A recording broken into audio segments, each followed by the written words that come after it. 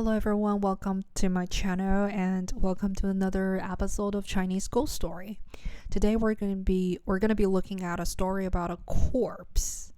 And it has something to do with a tradition that is still followed by some people in China, especially in the southern part of China. So without further ado, let's get started.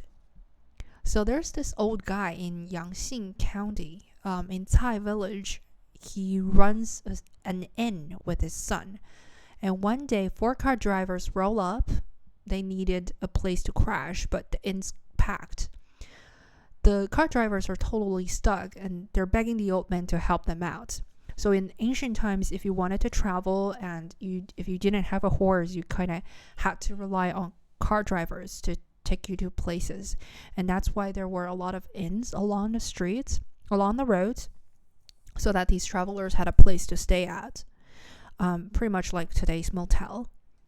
But anyways, so the only option the innkeeper could come up with was, there was this room where his daughter-in-law's body was lying, and his son was out there getting wood for the coffin, so the car drivers could stay with the corpse.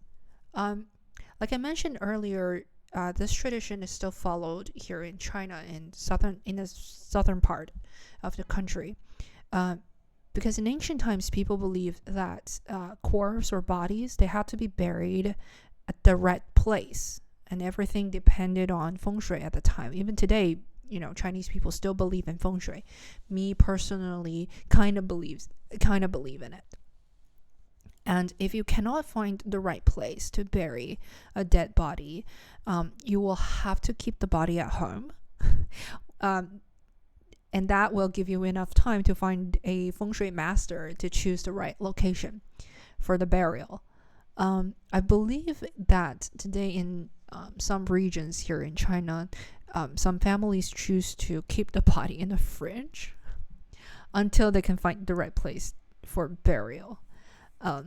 Feel free to look more into that on the internet. So anyway, that's the case here in the story.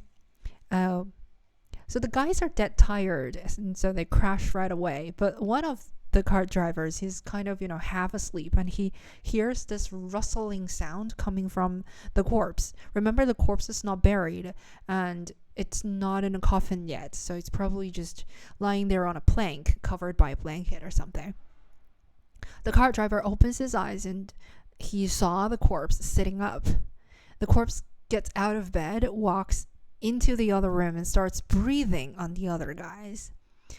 In China, we have this phrase called 入土为安, which means that a soul can never be at peace until the body is buried. So I guess now that we have a corpse just lying there, it is not at peace. So the awake guy, of course, totally freaked out, but he pretended to be asleep. The corpse even breathed on him before going back to her bed.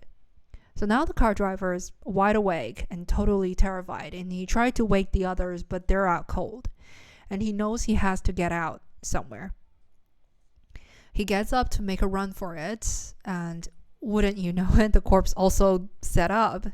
So the car driver is frozen stiff, and he felt her breath on him a few more times. And finally, he couldn't take it anymore. He just runs out. In ancient China, there's only one place that you can go in the middle of the night, which is the temple, because temples were considered, shelters for ordinary people, for poor people. So a lot of old people, if they're childless, they would go to the temples for help. They would, become monks and just stay there for the rest of their life. So this guy was running and he was screaming. He was heading towards the temple. But the monks there, a bunch of bastards, they heard all the commotion, but they were scared as well, so they hesitated to open the gate. And the corpse was practically on the guy's heels. So the guy ducked behind this huge tree outside the temple. Now, even today in China, we believe that trees that are really old, they have some godlike element to them. So we believe in like tree gods. I think it's the same in Japan, right? So we have like tree god, lake god, even the house has god. Everything just, has a spiritual side to them. And this huge tree obviously was also, spiritual.